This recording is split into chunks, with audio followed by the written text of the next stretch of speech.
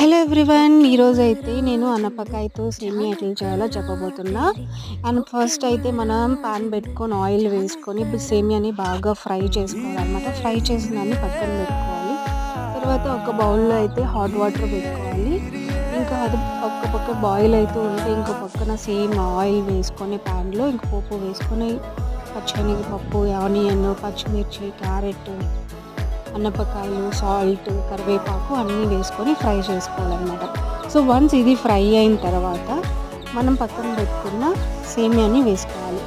సేమియాని ఒక 2 మినిట్స్ బాగా ఫ్రై చేసి ఇంకా మనం హీట్ చేసి పెట్టుకున్నాం కదా వాటర్, ఆ వాటర్ని యాడ్ చేసుకోండి.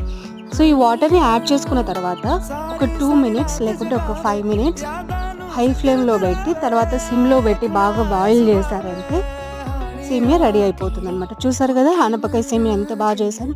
మీరు ట్రై చేసి కమెంట్ చేయండి. Thank you.